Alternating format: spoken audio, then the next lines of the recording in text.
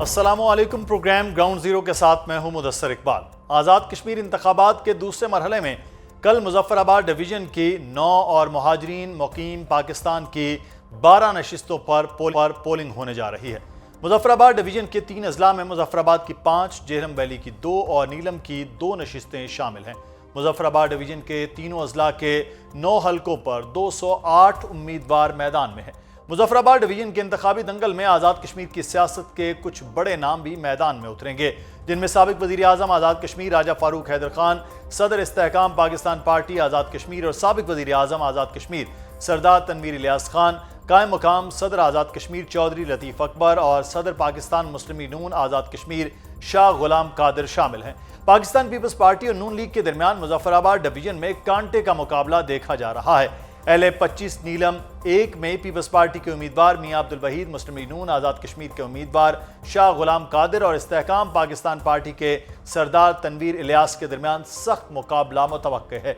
इसी तरह हल्का LA-26 नीलम 2 में भी पीपल्स पार्टी के मियां अब्दुल वहीद का मुकाबला नून लीग के शाह गुलाम कादिर से होगा। इस हल्के से इस्तेहकाम पाकिस्तान पार्टी के उम्मीदवार सकलैन हैदर काज़मी भी मैदान में हैं।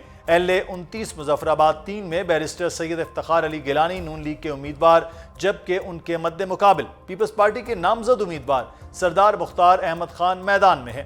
हल्का LA-31 मुजफ्फराबाद 5 में पीपल्स पार्टी के चौधरी लतीफ़ अकबर और मुस्लिम नून के साकिब मजीद राजा के दरमियान सख्त मुकाबला होगा, जबकि इस हल्के से इस्तेहकाम पाकिस्तान पार्टी के राजा मजहर क़ुयूम भी मैदान में मौजूद हैं। हल्का LA-32 मुजफ्फराबाद 6 में भी अहम हल्का है। यहाँ से साबिक वज़ीर आज़म आज़ाद कश्मीर राजा फारूक हैदर खान इलेक्शन लड़ रहे हैं। उनके मद्दे मुकाबिल पाकिस्तान पीपल्स पार्टी के उम्मीदवार अशफाक जफर हैं। यहाँ भी कांटे का मुकाबला मुतवक्के है। मुहाजिरीन की जिन 12 नशिस्तों को लेकर आज़ाद कश्मीर में अदम इस्तेहकाम देखा जा रहा है, उन पर भी कल पोलिंग होगी। ये 12 नशिस्तें आज़ाद कश्मीर में हुकूमत साजी के लिए इंतहाई अहम हैं और इन नशिस्तों पर भी बड़े मुकाबले मुतवक्के हैं। LA-44 वादी 5 में नून लीग के मोहम्मद अहमद रजा कादरी और PP के मोहम्मद राशिद इस्लाम मद्दे मुकाबिल हैं। LA-45 वादी 6 में नून लीग की जानिब से कोई उम्मीदवार खड़ा नहीं किया गया। इस हल्का में PP के अब्दुल माजिद और जमात इस्लामी के अब्दुल हमीद बट समेत 7 उम्मीदवार मद्दे मुकाबिल हैं। LA-34 जम्मू 1 में नून लीग के नासिर हुसैन डार, PPP के अब्दुल कदीर चौहान और मुस्लिम कॉन्फ्रेंस के चौधरी सऊद मुख्तार आमने सामने हैं। 27 जुलाई को आज़ाद कश्मीर इंतखाबात के पहले मरहले में नून लीग ने मीरपुर डिवीजन की 13 नशिस्तों में से 9 पर कामयाबी हासिल की थी, जिसके बाद नून लीग आज़ाद कश्मीर में हुकूमत बनाने के लिए मजबूत जमात बन चुकी है। कल होने वाला दूसरा मरहला इस हवाले से भी अहम है कि इसके बाद कश्मीर में आइंदा बनने वाली हुकूमत के हवाले से तस्वीर मजीद वाज़ेह हो जाएगी।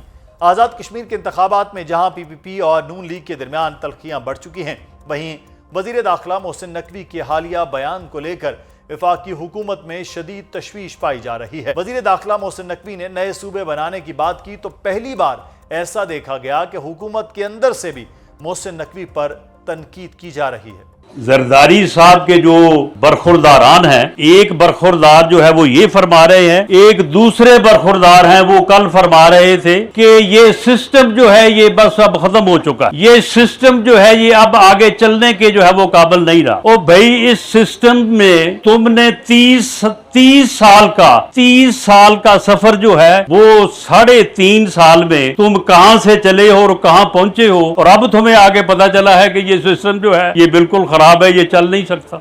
ये वही राना सनाउल्लाह साहब हैं जो कहा करते थे कि मोहसिन नकवी सिस्टम के इस्तेहकाम के लिए जरूरी हैं, वो वजीर आजम भी बन सकते हैं। ये उनकी मेहरबानी है कि वो वजीर आजम नहीं बन रहे। वजीर दाखिला मोहसिन नकवी की जानिब से सिस्टम को तनकीद का निशाना बनाने के बाद उनसे इस्तीफे का मुतालबा किया जा रहा है।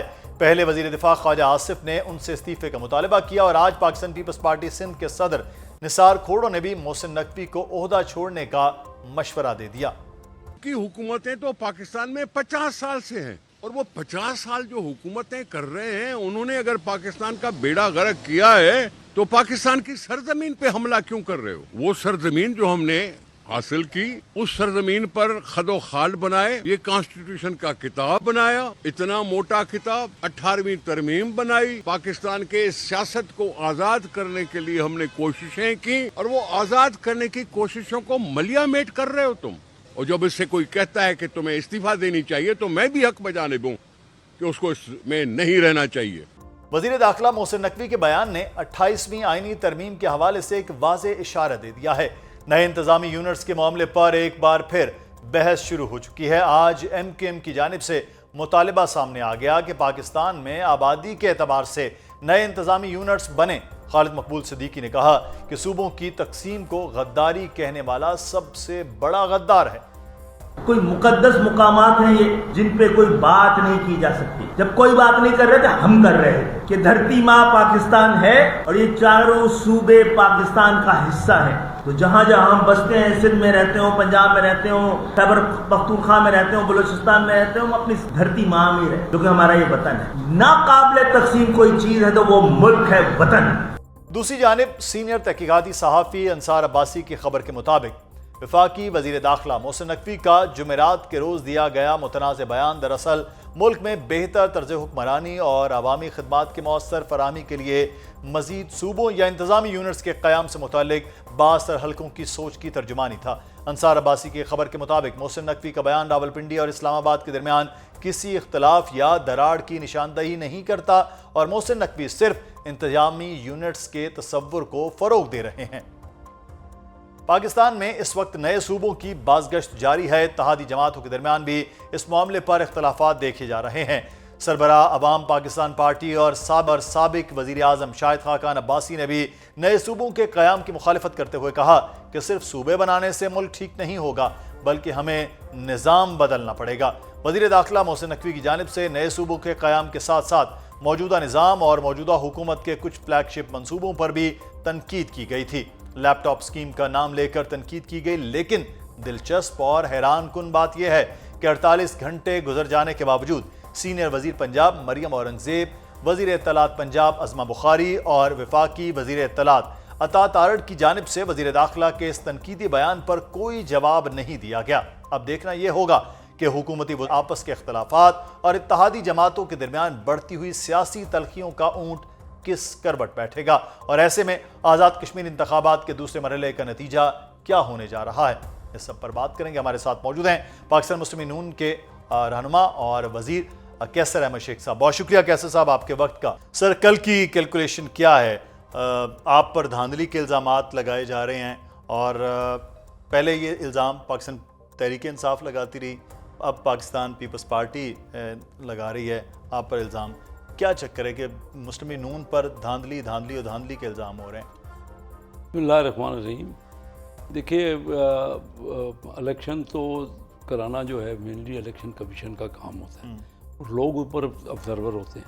हमारे मुल्क में कोई एक भी इलेक्शन 1970 के बाद मुझे पता है किसी एक इलेक्शन में भी नहीं हुआ जिसमें धांधली के इल्ज़ाम नहीं लगाए। आप कोई इलेक्शन बता दें, चाहे पीपल पार्टी जीती तब हमने कहा कि धांधली, हम जीते तो उन्होंने कहा धांधली, PTI वाले जीत गए तो 2008 में तो हमने कहा धांधली, और हुई भी है। फेयर इलेक्शन किसी, ये क्लियर बात है, चाहे किसी को पसंद आए या ना आए, पाकिस्तान में फेयर इलेक्शन नहीं होते। लेकिन अभी कश्मीर के इलेक्शन में भी धांधली, पहले GB में बात हो रही थी लेकिन कश्मीर के इलेक्शन में बहुत धांधली की बात हो रही है।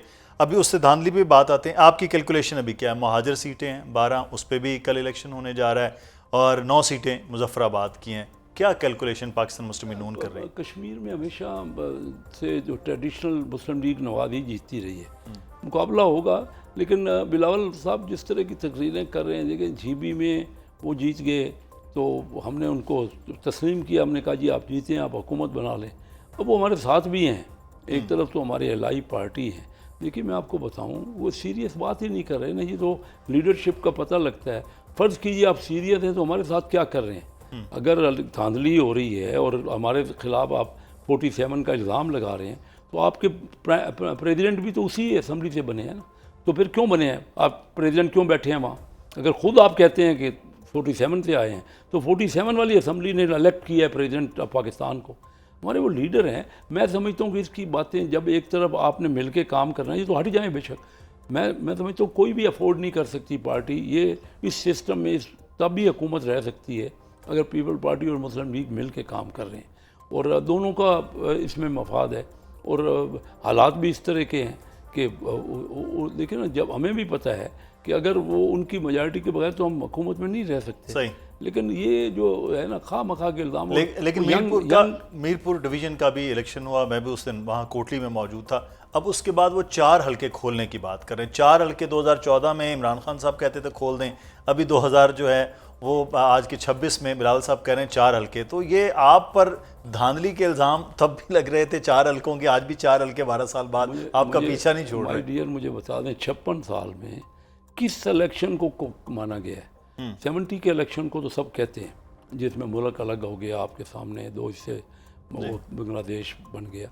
आप मुझे बता दीजिए ना किस इलेक्शन को कहा गया कि धांधली नहीं हुई, तो फिर किस तरह होना है? कोई सिस्टम बना ले, बैठ के मिल के सिस्टम बना ले, नहीं तो जो जीतेगा। मुश्किल ही हमारे मुल्क तरक्की क्यों नहीं कर रहा? जो पार्टी आती है ना, दूसरी पार्टी उसकी टांगें खींचना शुरू कर देती। जब तक हम मिल के नहीं बैठेंगे, देखिए फील्ड मार्शल ने, प्राइम मिनिस्टर साहब ने जो दुनिया में कामयाबियां हासिल की हैं, आप देख रहे हैं कि सब इंडिया के ख़िलाफ़ हमारी बाहर हुई, हमने जीती। और फिर दुनिया में इस वक्त जो डिप्लोमेसी में पाकिस्तान ने जो मकाम बनाया है, हमारे प्राइम मिनिस्टर साहब की एफ़र्ट, हमारे फॉरेन मिनिस्टर की एफ़र्ट, हमारे इंटीरियर मिनिस्टर की एफ़र्ट, और सबसे ज़्यादा बढ़ के फील्ड मार्शल आसम मुनीर साहब की एफ़र्ट। तो मुश्तरका तौर पे हम ये कामयाबियाँ हासिल करें। अपने मुल्क में क्या है, किसी वक्त आप पुराने समझते हैं सियासत को, मैंने कोई दौर नहीं देखा। मैं भी 33 साल से, पिछले 30 साल से पॉलिटिक्स यानी असम्बली में आ रहा हूँ, तो 30 साल में मैंने नहीं देखा कि जो भी पार्टी बनी है दूसरी पार्टी उसको धांधली के इल्ज़ाम, उसके ख़िलाफ़ करप्शन, उसके ख़िलाफ़ सारा दिन खड़ा होके हम कभी मिलके। लेकिन अब की बार थोड़ा मुख्तलिफ हुआ है शेख साहब। पहले आप हुकूमत में होते हैं, आप पर अपोजिशन इल्ज़ाम लगाती, आप में थे, आप पर हुकूमत इल्ज़ाम लगा रही। अब की बार आपके अपने वज़ीर दाखिला खड़े होकर कहते हैं कि सिस्टम कोलैप्स कर गया है। वो कहते हैं आप उधर लैपटॉप बांट रहे हैं, वो कहते हैं टैबलेट लैपटॉप बांटने से कुछ नहीं होगा ना नौजवानों के लिए। तो जब आपके अपने ही वज़ीर सिस्टम के ऊपर सवाल कर रहे हैं, पर उसमें राना सनाउल्लाह साहब के भी जवाब आ रहे हैं, पीपल्स पार्टी भी जवाब दे रही है, तो वो सिस्टम से को अलग हैं, हुकूमत से अलग हैं कि वो सिस्टम ही कोलैप्स की बात कर रहे हैं? वो गलत नहीं कह रहे, वो मैं तो कई सालों से ये बात कर रहा हूँ। देखिए जब तक हुई, तो मैं बात आपको कर रहा हूँ कि हमारा इस बार GDP ग्रोथ 3.7 आई। मैं आपको फैक्ट्स एंड फिगर से बताता हूँ। 3.7 में 2.5% पॉपुलेशन ग्रोथ है। टोटल ग्रोथ, नेट ग्रोथ 1.2% इस साल, बड़ी मेहनत के बावजूद, क्योंकि मैंने आपको वजूहत बता दी। अब 1.2 भी बराबर तकसीम नहीं है, अमीर आदमी को, हम लोगों को बेनिफिट ज़्यादा मिला है। 1.2 में क्या हमने दिया? हमने तो देखिए ना, पॉवर्टी हमारी बढ़ गई है। सिस्टम किसको कहते हैं? हमने लोगों का मफाद करना है ना। इतने सालों से कोई भी 99 से लेके आज 27 साल हो गए, 27 साल 3 हर, पहले परवेज़ मुशर्रफ साहब 9 साल रहे, 9 साल में पीपल पार्टी 5 साल और 4 साल PTI रही, 9 साल 2 बार मुस्लिम लीग रही। रिज़ल्ट क्या दिया? हमारे पड़ोसी हैं, आज 7.5% चाइना ग्रो कर रहा है। मैं चाइना को उस वक्त से जानता हूँ। मैं 72 में पहली बार कारोबार के लिए उनके यहाँ गया। उनके पास साइकिल थे, उनके पास लड़की और लड़के की पता नहीं करता था, मेकअप नहीं था उनके पास, उनके बाल एक जैसे कटे होते थे, उनके पास टेलीविज़न नहीं था। उन्होंने हमें देखने के लिए, मैं किसी जगह चला जाता या हमारे कोई बिजनेसमैन हमारे साथ जो कोली, सैकड़ों लोग हमारी शक्ल देखने के लिए आ जाते थे। आज सिस्टम तो उन्होंने कामयाब किया। उनके यहाँ देखिए ना, हमारा मज़हब इतना अच्छा मज़हब है, वहाँ मैंने देखा है कि मेजॉरिटी तो उनको मज़हब को भी नहीं मानते। फिर उनके यहाँ डेमोक्रेसी नहीं है, फिर उनके यहाँ आप देख रहे हैं कि कोर्ट्स का वो सूरत नहीं। हम तो यही कहते हैं ना, डेमोक्रेसी कर दें, कोर्ट्स को ठीक कर दें। आप मज़हब हमारा माशाल्लाह बहुत है, उसके बावजूद तरक्की तो हमारे, उन्होंने 80 करोड़ बंदा, 800 मिलियन लोगों को गुर्बत से निकाल दिए। हमने क्या किया? हमने गुर्बत और बढ़ा दी है। सिस्टम तो कामयाब, सबको पता है कि जब फिगर नहीं दे रहे हैं कि सिस्टम कोई भी का, ये नहीं। इससे पहले मुझे बता देना, मैंने 27 साल का जिक्र किया। फिर ये सवाल शेख साहब के, मैं कॉलेज के दौर की बात करता हूँ, 2 में उस वक्त काफ लीग चलें, जैसी भी वो एक जमहूरी हुकूमत का आगाज़ हुआ, काफ लीग से लेके आज 2026 हैं, ये इन तकरीबन 24 सालों में तमाम सियासी जमातों को मौका मिला, किसी को ज़्यादा, किसी को कम, किसी न किसी तरह से। 13 में आपकी हुकूमत, 8 में आपकी हुकूमत आ गई, पीपल्स पार्टी की हुकूमत आ गई, 13 में फिर आपकी हुकूमत आ गई, फिर उसके बाद PTI आ गई, उसके बाद दोबारा आप है। अगर ये इस दौर में नहीं कर पाए हैं हम लोग, तो इसका मतलब है जिस मोहसिन नकवी साहब जिस सिस्टम की बात करते हैं वो फेलियर हुआ, तो ये सिस्टम फिर चेंज होगा, कुछ सूबे तकसीम होंगे, कुछ टेक्नोक्रेट की गवर्नमेंट आ सकती है, ये पार्लिमानी निज़ाम ख़त्म हो सकता है, ऐसी कुछ चीज़ों की तैयारी हो रही। देखिए ना, जो लोगों ने कहना है फैसला तो असम्बलियों ने और लोगों ने करना है, लेकिन चाइनीज़ मॉडल उसमें मैंने आपसे बताया ये चीज़ें नहीं है। कामयाब मॉडल तो दुनिया में चाइनीज़, देखिए हम शुरू से पढ़ते रहे हैं, हमें पढ़ाया गया है। यूके में तो बेहतरीन इलेक्शन होते हैं ना, उसमें तो कोई धांधली नहीं होती ना। यूके में तो प्योर इलेक्शन होते हैं। यूके में तालीम आज भी चाइना वाले भी अपने बच्चों को यूके में भेज रहे हैं, तालीम भी उनकी बेस्ट है। अच्छा, उनके यहाँ अदालतें भी बहुत बेस्ट हैं, लेकिन ग्रोथ नहीं हो रही। ग्रोथ हुई है तो सिर्फ चाइना में हुई है। तो हमें ग्रोथ, अगर हमें 800 मिलियन लोगों को दुनिया की तारीख में मैंने नहीं पढ़ा, हम तो उन्हीं की तारीफें कर रहे हैं ना। वहाँ जाके 2% अब ग्रोथ रह गई है यूके की, वो कौन सा सिस्टम कामयाब है उनका? यानी मकसद है कि बेस्ट इलेक्शन करवा लेना। मैं डिबेट करना चाहता हूँ ना कि अगर बेहतरीन अदालतें हों और बेहतरीन तालीम हो, उसके बावजूद कुछ और चीज़ है, सबको मिल के काम करना पड़ेगा। अगर एक टांगे ही खींचते रहेंगे, और फिर प्राइम मिनिस्टर साहब हमारे कोई शक नहीं कि बहुत एफर्ट कर रहे हैं, मैंने उनको देखा है, मुझे हैरान होता हूँ कि कितनी मेहनत करते हैं और कितनी तवज्जो कर रहे हैं वो। लेकिन उसके बावजूद जब उनको तामन नहीं मिलेगा, उनके साथ इस किस्म का, यानी हर वक्त उनके इख्तलाफ ही किया जाएगा, कोई भी अगर शेख साहब मैं आपसे राय लूँ कि अदालती निज़ाम जो मौजूदा है, पार्लिमानी निज़ाम जो इस वक्त हुकूमत का है, ये किसी न किसी तरह से जो इकनॉमिक ग्रोथ, तरक्की, उसकी राह में रुकावट है। अगर रुकावट यही सिस्टम, मैं तो कह रहा हूँ जहाँ दुनिया का बेहतरीन निज़ाम, देख सीधी बात करो ना, मेरे साथ सीधी बात करो। पार्लिमानी निज़ाम दुनिया में बेस्ट सब मानते हैं कि यूके में है, ठीक है। इलेक्शन दुनिया में सब मानते हैं उनके यहाँ होता है, अदालतें सब मानते हैं। ग्रोथ क्यों नहीं हो रही, तरक्की क्यों नहीं हो रही? वो नीचे जा रहे हैं। सिर्फ ये काम नहीं है जो हमने समझे हुए हैं और जो हमारा दिन रात आप लोग डिबेट करते हैं जिस पे, ये तो मौजूद है वहाँ पे। और चाइना में कुछ भी नहीं है, तरक्की चाइना में हो रही है। उसने कमाल कर दिया है, मैंने खुद देखा है। उनके यहाँ अंधेरे ही अंधेरे, एक भी गाड़ी नहीं थी उनके पास, तो एक गाड़ी भी प्राइवेट नहीं थी। आज दुनिया की सबसे ज़्यादा गाड़ियाँ चाइना में हैं। हमारे पास जब हमारे पास मुझे एक फिक्रा कहने दें, हमारे पास जब हबीब बैंक की बिल्डिंग बनी 68 में कराची में, तो उस वक्त पूरे एशिया में हांगकांग और जापान को छोड़ के ऐसी बिल्डिंग ही नहीं थी। आज हजारों बिल्डिंगें चाइना में हैं। चाइना की तो गली में इससे ज्यादा तो फिर कोई वजह उनकी भी तो समझे ना, तो कि क्या सिस्टम है। मैं बिल्कुल आपकी बात है, सिर्फ मैं ये कि इसका मतलब है पाकिस्तान में अगर तरक्की है तो फिर हमारे पास हमसाया मुल्क का चाइना का निज़ाम जो है वो, जैसे हबीब जालिब ने कहा था कि उधर जो है निज़ाम उस तरफ ना जाइए, चीन अपना यार है, उस पे जान निसार है। उस वक्त चीन में जो है ना सोशलिज्म था जी। आज तो दुनिया में इकानमी उनकी सबसे ज़्यादा ग्रो कर रही है। उनके तो बिजनेस है, बिजनेस ने जितना ग्रो, जो इंडस्ट्री ने, दुनिया का सबसे बड़ा एक्सपोर्ट चाइना की है, दुनिया की सबसे बड़ी उनके यहाँ इंडस्ट्रियल प्रोडक्शन हो रही है। तो वो हम तो कुछ भी नहीं, हमारी एक्सपोर्ट 30 अरब डॉलर, अब उनकी ग्रोथ हमसे 100 गुना, उनकी एक्सपोर्ट हमसे 100 गुना ज़्यादा है। मैं क्या 1% हमारी एक्सपोर्ट है। फिर आप इकोनॉमी में बहुत बेहतर जानते हैं। फिर इसका मतलब है कि जो NFC की तकसीम का फॉर्मूला चेंज होने की बात हो रही है, नए इंतज़ामी यूनिट्स की बात हो रही है, ये फिर होता हुआ नज़र आ रहा है, ये होगा। और ये भी तरक्की की राह में कहीं ना कहीं रुकावट। अगर ये नहीं करेंगे तो सही कहा है नकवी साहब ने कि 10 साल फर्दर भी आप इसी तरह मेहनत करते रहें। देखिए वो पैसा करप्शन है हमारे यहाँ बहुत ज़्यादा, हर लेवल पे। FBR को रिफॉर्म हम नहीं कर पाए।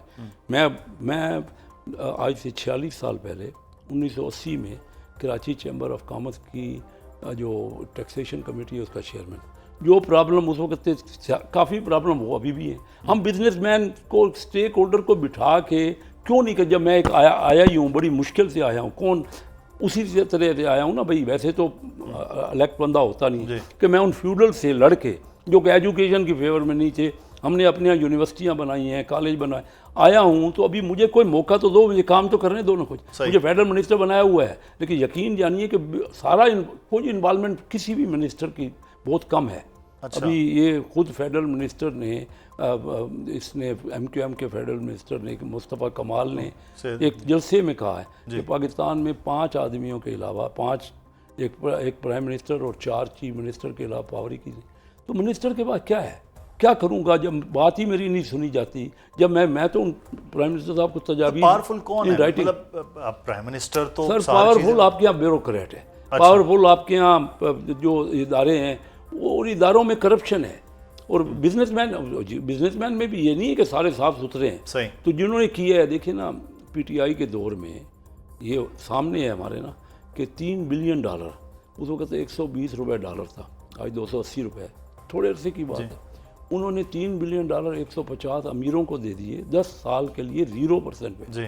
मेरी 60 साल में मैंने ये नहीं देखा 10 साल के 0% पे 120 रुपये डॉलर पे दे दिए 10 अमीरों 150 में। मैं उस वक्त फाइनेंस कमेटी में मेंबर था, असद उमर साहब फाइनेंस मिनिस्टर, बार बार कहता रहा मुझे हमें नाम तो दो जिनको आपने पैसे दिए, इतने मुफ्ती लुटाए हैं।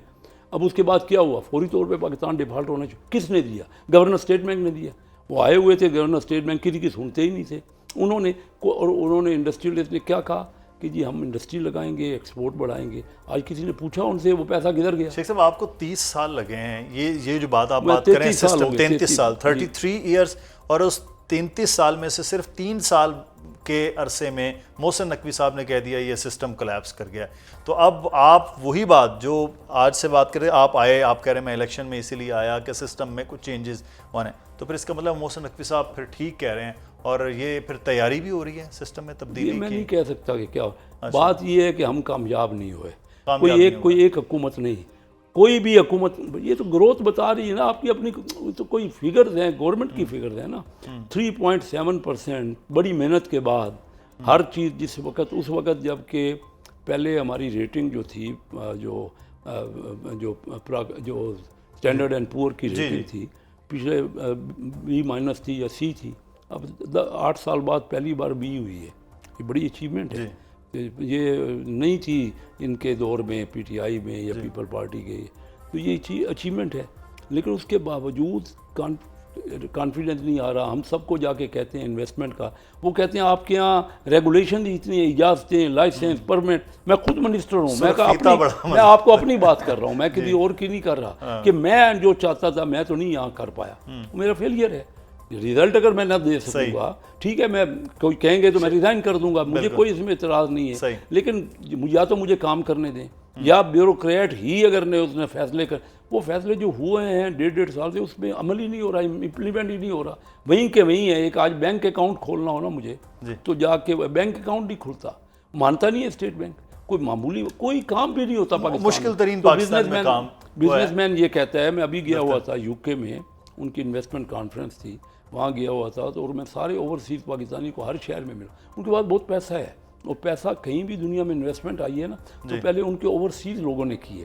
तो उनको जाके मैं कन्विंस करता हूँ, वो कहते हैं आपके यहाँ तो कभी कोई CDA रोक देती है, कभी कोई FBR रोक देता है, और कोई चीज़ है हमारी प्रॉपर्टी है तो वो कोई कब्जा कर लेता है। हमें अपने आप को ठीक करना पड़ेगा, वो कोई भी सिस्टम करे। लोगों के बेहतरी के बगैर तो कोई, सिर्फ इलेक्शनों से क्या होगा? मैं खुद इलेक्शन लड़ रहा हूँ, इलेक्शन फेयर ठीक है होने चाहिए। मैं तो ये आपको बात कर रहा हूँ कि 33 इयर्स के बाद भी आपका तजुर्बा ये बता रहा है कि ये सिस्टम है, लेकिन आप इस बात की तायद कर रहे हैं जो मोहसिन नकवी साहब कह रहे हैं कि सिस्टम को बहरहाल फेलियर है। लेकिन आपकी ही क़यादत में वो राना सनाउल्लाह साहब बड़ी तनकीद कर रहे हैं, उन्होंने कहा जी इसी सिस्टम के तहत तो आप यहाँ पहुँचे हैं 3 साल में। पार्टी पोजीशन इस मामले के हवाले से क्या है? ये सिस्टम के बाद मोहसिन नकवी साहब पार्टी में डिबेट, आजकल पार्टी में डिबेट नहीं होती। अच्छा, ज़्यादा से ज़्यादा डिबेट्स होनी चाहिए। मैं क्या कह सकता हूँ, जब पार्टी की बात तो सभी है तो डिबेट तो होनी चाहिए ना। देखिए ना, अब हमारे कौमी असम्बली के मेंबर्स हैं, वो भी पहले हमारे यहाँ डिबेट का एक रिवाज था हर महीने में, अब हमारी पार्टी की मीटिंग बहुत कम होती है। अच्छा, ठीक है, तो ये सारे मामलात हैं, हमें कोई फैसला करना पड़ेगा कि क्या है। हम सब चाहते तो ये है ना, हमारा प्यारा मुल्क आगे बढ़े, हम लोग तरक्की करें, दुनिया में जाते हैं। आपकी तो वैसे 3 मीटिंग्स हैं, आप काबीना में भी हैं, काबीना की मीटिंग है, पार्टी की मीटिंग है, कौमी असम्बली का इजलास है, तो ये तो हेल्दी, यही तीनों जगह होती हैं जहाँ पे ज़्यादा से ज़्यादा बहस हो सकती है। काबीना की मीटिंग तो होती है जी, और उसमें डिस्कशन होती है, लेकिन उसमें भी अब इतनी थ्रेडबेयर डिस्कस ये मामले नहीं आए। ये जो मामले आप पूछ रहे हैं ना कि आप मेरे से पूछें पार्टी की क्या राय है, तो उसमें कोई इतनी तफसील से, राना सनाउल्लाह ने अगर बात कर दी तो उन्होंने अपनी इंडिविजुअल राय दे दी, मैंने बात की तो मैंने इंडिविजुअल राय दे दी। लेकिन अभी हम सबको मिल कर ये लाजमी है कि कलेक्टिव विजडम के बगैर ये चाहे कोई भी सिस्टम आप बना लेंगे और आपको फैसिलिटेशन करनी पड़ेगी। आपको ये मैंने कोटरा से देखा है जिस तरह उन्होंने किया, जो चाइनीज़ ने किया, तो आउटराइट जब तक हम फैसिलिटेट नहीं करेंगे, हमारे यहाँ तो बिज़नेस इतने अच्छे बिज़नेस 60s में 70s में जब से ये पीपल पार्टी ने नेशनलाइजेशन की, कॉन्फिडेंस ही नहीं आया। बड़े बड़े इदारे, बड़ी बड़ी कंपनियाँ हो सकती। मैं आपको याद दिलाता हूँ 91 में मेरे डॉक्टर महबूब हक साहब बड़े गहरे दोस्त थे मरहूम, वो इधर फाइनेंस मिनिस्टर बने और उसी वक्त मनमोहन सिंह वहाँ पे जो बाद में प्राइम मिनिस्टर भी बने, वहाँ पे इंडिया में वो फाइनेंस मिनिस्टर, ये दोनों आपस में गहरे दोस्त थे, दोनों कैम्ब्रिज में पढ़े थे। मुझे उन्होंने, डॉक्टर साहब ने बताया कि उन्होंने फ़ोन करके मेरे से पूछा कि पाकिस्तान आगे जा रहा है। उस वक्त इंडिया को हिंदू रेट ऑफ ग्रोथ कहते थे, तो अब हमें कोई बताएं, तो उन्होंने ये बताया कि हमने अपनी ओपन कर दिया अपनी इकानमी को और आपने क्लोज़ किया हुआ है, उसको हिंदू रेट ऑफ ग्रोथ कहते थे, और हमारी ग्रोथ उस वक्त 6% हो रही थी। सही। तो हुआ क्या कि हमने अब अपनी इकानमी को क्लोज़ कर दिया है, उसमें पाबंदियाँ लगा के, और उन्होंने अपनी इकानमी को ओपन कर दिया। आज 10 टाइम्स इंडिया, और अभी उनकी 6.5% ग्रोथ का मतलब क्या है कि उनकी आबादी भी कम बढ़ रही है, तो वो 5% से ऊपर ग्रो कर रहे हैं और हम 1.5%। अगले 5 इयर्स में बहुत, तो हर साल पाकिस्तान से 50% उनकी इकानमी बढ़ जाती है। अगर इस वक्त 10.5 गुना, जो आपकी तजवीज़ है कि चीज़ों को आसान किया जाए और सिस्टम को बेहतर किया जाए, वो होना कर जरूरी रहे है। वो मेरे जिम्मे है। हालांकि मैं तो कह रहा हूँ, मैं उसका फेडरल मिनिस्टर हूँ, उनको बुलाता हूँ, वो अभी भी हर किसी को छोड़ने को तैयार नहीं अपनी पावर। ठीक, तो वो अभी हम लगे हुए हैं, प्राइम मिनिस्टर साहब बड़ा चलें आप कामयाब हों, क्योंकि सिस्टम पे बहुत ज़्यादा बात हो रही है। बहुत शुक्रिया कैसर अहमद शेख साहब, बड़े ज़बरदस्त गुफ्तगू रही है। नाज़रीन, छोटा सा एक हमें ब्रेक की जाने बढ़ना है, ब्रेक लेंगे फिर वापस आएंगे, हमारे साथ रहिए। वेलकम बैक नाज़रीन। कश्मीर का इलेक्शन और सिस्टम के कोलैप्स की बात हम कर रहे हैं। हमारे साथ इस वक्त पाकिस्तान पीपल्स पार्टी के रहनुमा सैयद हसन मुर्तज़ा साहब मौजूद हैं। बहुत शुक्रिया हसन मुर्तज़ा साहब आपके वक्त का। कल 12 महाजर सीटें हैं, 9 मुजफ्फराबाद की सीटें हैं, क्या कैलकुलेशन है, कहाँ स्टैंड कर रहे हैं और क्या वर्किंग है पाकिस्तान पीपल्स पार्टी की? बहुत शुक्रिया जी। देखिए, अगर तो इलेक्शंस हुए तो इंशाल्लाह ताला पाकिस्तान पीपल्स पार्टी जो है वो भारी अक्सरियत के साथ जीतेगी, और अगर उसी तरह से रिजल्ट आए जिस तरह से मीरपुर डिवीजन से आए हैं, तो फिर अल्लाह ही हाफिज है। इस निज़ाम का भी जहाँ तक 12 सीटों का ताल्लुक है, तो उसमें जो कश्मीर के अंदर इस तरह कर रहे हैं, वो पंजाब के अंदर क्या रिजल्ट्स देंगे वो भी आपके सामने है। लेकिन इंशाल्लाह ताला हमारी पूरी कोशिश होगी, जिस तरह से एक सियासी कारकुन जदोजहद कर सकता है और धांधली के खिलाफ उसको रोकने के लिए, अपने वोटर को निकालने में, वो सारी एक्टिविटी तो हम करेंगे। बाकी तो फिर देखा जाएगा किस हद तक। शाह साहब, धांधली के इल्ज़ाम, अब कश्मीर का पहला जो फेज़ था, हम खुद भी मौजूद थे वहाँ पे कोटी में इलेक्शन के डे पे, जो पहला है जीबी में इलेक्शन हुए, आप जीत गए, आपकी हुकूमत बन गई। कश्मीर में इलेक्शन हो रहा है, आप धांधली के इल्ज़ाम लगा रहे हैं। जहाँ जीते, ये एक इल्ज़ाम होता था पाकिस्तान मुस्लिम नून, पाकिस्तान पीपल्स पार्टी PTI पे कहते थे कि जहाँ आप जीतते हैं वहाँ इलेक्शन ठीक है, जहाँ हार जाए वहाँ धांधली का इल्ज़ाम। बिल्कुल वैसा आप पाकिस्तान पीपल्स पार्टी क्यों कर रही है? हमने जीबी में कब कहा है जी कि इलेक्शन ठीक हुए हैं? हम तो कह रहे हैं कि वहां भी हमारी सीटें छीनी गई हैं। हमने कब आपसे कहा है कि वहां पे है? और फिर अगर PMLN के पास कोई धांधली के सबूत मौजूद हैं जीबी के अंदर, तो वो लाए सामने।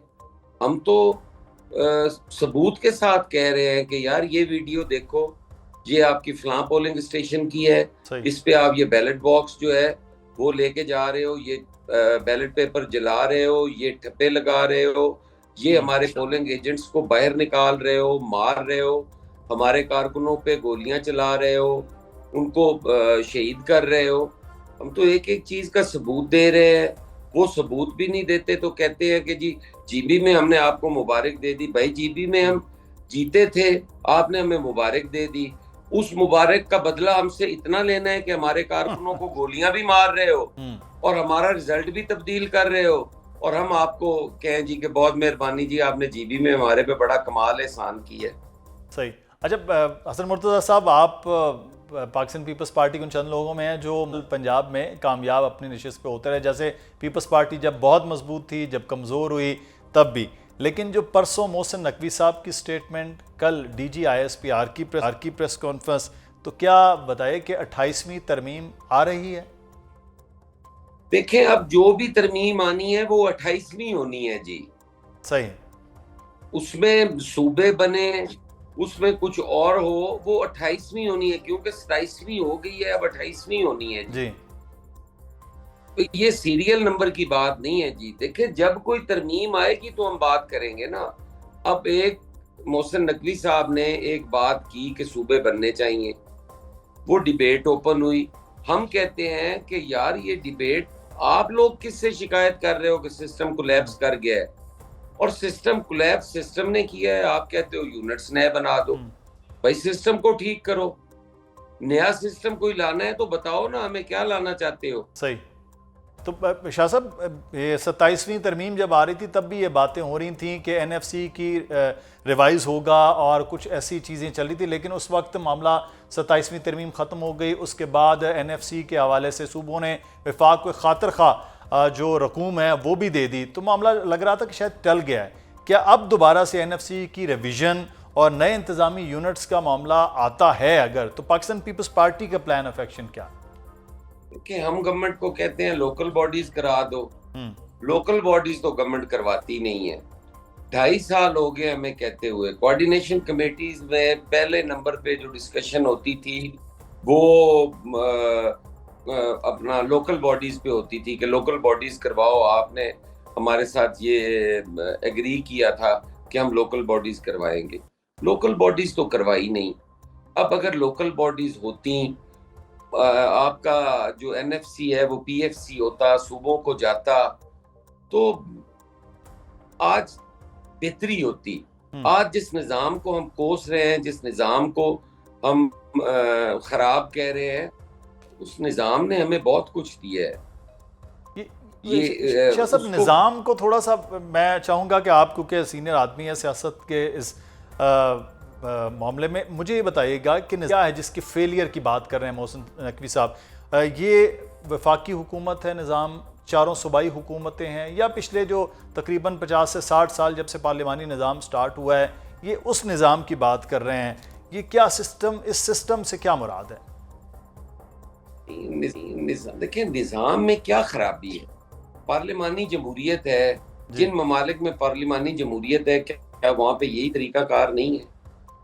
अब आप या तो कहें कि प्रेसिडेंशियल फॉर्म ऑफ गवर्नमेंट की तरफ हम ले जाना चाहते हैं आप, क्योंकि अब मैंने तो कई जगह पे सुना है कि आवाज उठती है जी कि ये कौम डंडे की है। वो कई लोग आमरीयत की तरफ कहते हैं कि जाना चाहिए, फिर तो आमरीयत की तरफ चले जाएं अगर इसी तरह से किसी फर्दे वाहिद की बात मान लेनी है।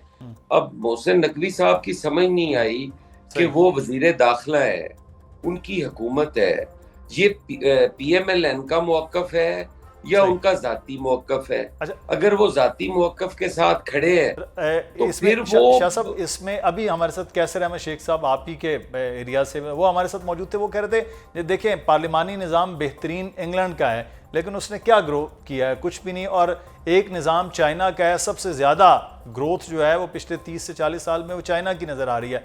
तो कोई ऐसा मॉडल भी फिर इसका मतलब आ सकता है जैसे चाइनीज़ हो? देखें, ये सारी चीज़ें जो हैं ये कहने को हैं। अब उस निज़ाम ने बेहतरी लाई है, उस निज़ाम की तरफ चल पड़े। भाई जो लाना चाहता है, अगर कैसर अहमद शेख चाइना का मॉडल लाना चाहते हैं तो पार्लियामेंट में बैठे हैं ना यार, वहां पे ले आए। सही, कोई बिल ले आए, कोई प्राइवेट मेंबर बिल किसी मदद से करवा दें। वो तो कैबिनेट मेंबर है, कर नहीं सकते जी। किसी से करवा दें, अपनी गवर्नमेंट को कहें कि कर दो। हुकूमत में भी बैठे हुए हैं और ताने भी दिए जा रहे हैं कि जी निज़ाम कोलैप्स कर गया। भाई किसको बता रहे हो? मैंने ठीक करना है निज़ाम, तो आपने ठीक करना है। सही, फेलियर तो आपका है। मोहसिन नकवी साहब के हवाले से कहना है, वो कहती है मोहसिन नकवी साहब जरदारी साहब के बरखुरदार हैं और उन्होंने इस तकरीर से पहले आखिरी मुलाकात भी जरदारी साहब से की थी। तो ये जरदारी साहब को भी वो कोई पैगाम दे के आए थे सिस्टम के कोलैप्स के हवाले से? क्या था ये, उस मुलाकात के में क्या ये थी? मोहसिन नकवी साहब से आसान नहीं है पूछना। उनके कैबिनेट मेंबर हैं, सुबह तलब करें वजीर आजम साहब और उन्हें कहें कि आपने जरदारी साहब से मुलाकात की है, जरदारी साहब ने आपको ये मॉडल दिया है या आपने पेश किया है, सही। या उनसे डिस्कशन हुई भी है या नहीं हुई, ठीक। आपने ये बात क्यों की है। आप देखें, हुकूमत की कैबिनेट से मैंने पूछना है या पीटीआई ने पूछना है? भाई वजीर आजम ने पूछना है, उनका कैबिनेट मेंबर है। चलें, ये अब वज़ीर आज़म तो शायद खामोश नज़र आ रहे हैं, उनके बयान पे उनके वज़रा के मुख्तलिफ बयानात ज़रूर सामने आ रहे हैं। बहुत शुक्रिया सैयद हसन मुर्तज़ा साहब, पाकिस्तान पीपल्स पार्टी के हमारे साथ मौजूद थे। हमें छोटा सा एक ब्रेक लेना है। Welcome back. नए इंतज़ामी यूनिट्स, नए सूबे, 28वीं तरमीम, NFC की रिवीजन और साथ ही साथ सिस्टम के कोलैप्स होने की बातें इस वक्त पाकिस्तान की सियासत में भरपूर ये बहस और भरपूर ये गुफ्तगू हो रही है। मुत्तहिदा कौमी मूवमेंट पाकिस्तान की जानिब से भी आज बड़ी धुआंधार किस्म की प्रेस कॉन्फ्रेंस थी, जिसमें नए इंतज़ामी यूनिट्स के हवाले से भी बात की गई है। हमारे साथ मौजूद हैं मुत्तहिदा कौमी मूवमेंट पाकिस्तान के रहनुमा वसीम अख्तर साहब। बहुत शुक्रिया वसीम साहब आपके वक्त का। वसीम अख्तर साहब, नए इंतज़ामी यूनिट्स की बात और बहस चल निकली है, नए सूबों की बात हो रही है, आप कौन से नए इंतज़ामी यूनिट्स चाह रहे हैं सर? कि हमने तो नेशनल असेंबली में रेजोल्यूशन भी दी हुई है जो कि स्टैंडिंग कमेटी को चली गई है रिगार्डिंग द प्रोविंस। उसके बाद अगर हम बात करते हैं बैठ के, तो ये कोई खुदा ना खास्ता गैर आइनी या इस किस्म की बात तो है ही नहीं। आइन में शिक मौजूद है ना, 239(4) पे अगर अमल होता है तो सूबे बनते हैं, आइन के अंदर मौजूद है। ठीक है, गैर आइनी कोई डिस्कशन नहीं है, कोई बात नहीं है। अब इसको इस तरह से तासुर देना कि सूफियों की धरती है, और फिर आइन को देख लेना, हम कब बोल रहे हैं सूफियों की धरती नहीं है। आप उस नहज पे ले आए हो पूरी कौम को, चाहे वो सिंध की बात नहीं कर रहा मैं, पूरे मुल्क की बात कर रहा हूँ। जिस तरह से गवर्नेंस, जिस तरह से परफॉर्मेंस नून की और पीपल्स पार्टी की रही है, अगर आप हिस्ट्री उठा के देख लें, 3-3 दफा सब वजीर आजम बन चुके हैं। अपने महलात के अलावा तो पाकिस्तान को तो कोई फायदा नहीं पहुंचाया। हम वजूद में इसलिए आए थे कि यहाँ के मसाइल थे, हम कोई जद्दी पुश्ती सियासतदान नहीं है। सही।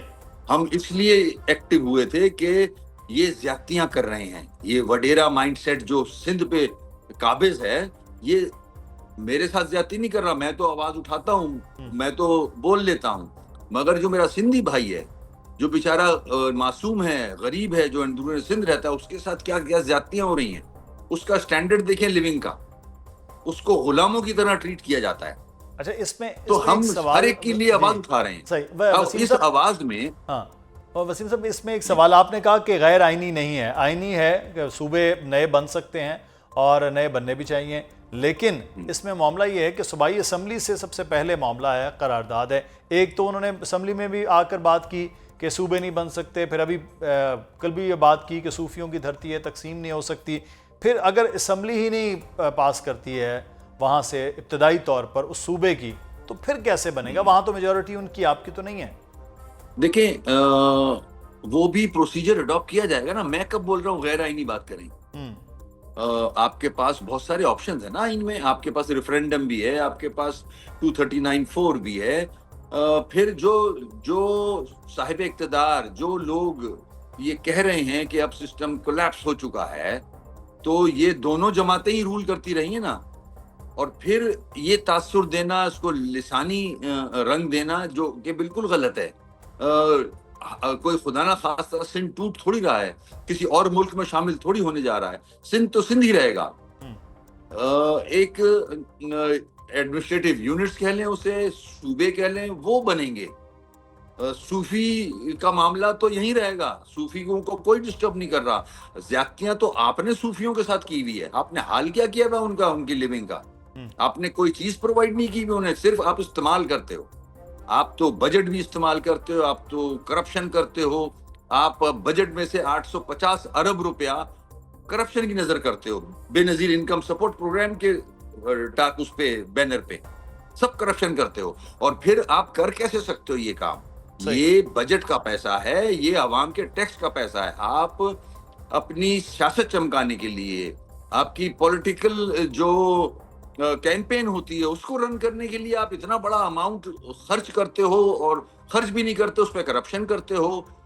दूसरी तरफ आप फौज को क्रिटिसाइज करते हो कि डिफेंस का बजट बहुत ज्यादा है, उसको तो आप बड़ा आराम से क्रिटिसाइज करते हो। सही। अपने आप को नहीं देखते। आप 850 अरब रुपया जो है वो करप्शन की नजर करते हो और बैनर लगाते हो बेनजीर इनकम सपोर्ट प्रोग्राम का। सही। अच्छा आपकी वसीम अख्तर इस साहब, परफॉर्मेंस की वजह जो से, सिस्टम आपकी की इन हरकतों की वजह से, आपकी इन हरकतों की वजह से नकवी साहब को आना पड़ गया ना। नहीं, नकवी साहब के जो वो कह रहे हैं कि सिस्टम कोलैप्स हो गया है, तो सिस्टम अगर तब्दील होता है ये सिर्फ सूबे बनना सिस्टम होगा या फिर सिस्टम पूरे का पूरा ही निज़ाम तब्दील होना चाहिए? क्योंकि इस निज़ाम के तो आप भी कहीं ना कहीं बेनिफिशरी हैं, आपके पास वजारतें हैं, आप सियासी जमात हैं, आप इलेक्शन लड़ते आए हैं पार्लियामान में, बल्कि आप तो खुद भी एक सबसे बड़े शहर के मेयर भी रहे हैं, तो बेनिफिशरी तो आपकी सियासी जमात भी है। तो ये सिस्टम क्या है जिसके तब्दील होने की बात हो रही है या कोलैप्स हो गया ये? बिल्कुल हम साथ हैं, मगर हम रिसीविंग एंड पे हैं ना। हमारे वोट इस्तेमाल करके वजीर आजम बन जाते हैं, हमें लॉलीपॉप दे देते हैं, हमारे मसले तो हल नहीं किए किसी ने। अब जो आप बात कर रहे हो वो तो फिर देखते हैं आगे। जिन्होंने ये बात टेबल की है कि कोलैप्स हो गया है सिस्टम और इसका होना जरूरी है, तो फिर देखते हैं आगे चल के कि कैसे किया जाता है। हम तो इसके फेवर में हैं ताकि अवाम के मसाइल हल हो सके। आपने 18th अमेंडमेंट ले आया, हमने साथ दिया, आपने उस पर भी धोखा दिया, आपने इख्तियारात निचली सतह तक नहीं दिए। अगर आप हमारी बात मान लेते, आर्टिकल 140A को इन लेटर इन स्पिरिट इंप्लीमेंट करते, तो नकवी साहब सामने नहीं आते। सही। तो अब ये देखने के नकवी साहब के आने के बाद सूरत हाल वो किस जानिब होती। बहुत शुक्रिया वसीम अख्तर साहब हमारे साथ मौजूद थे, कौमी मूवमेंट पाकिस्तान के सीनियर रहनुमा। प्रोग्राम से मुदस्सर इकबाल को इजाज़त दीजिए। सिस्टम की तब्दीली या सिस्टम के कोलैप्स होने के अगले आने वाले चंद दिनों में क्या रुख इख्तियार करते हैं ये देखेंगे। अल्लाह हाफ़िज़।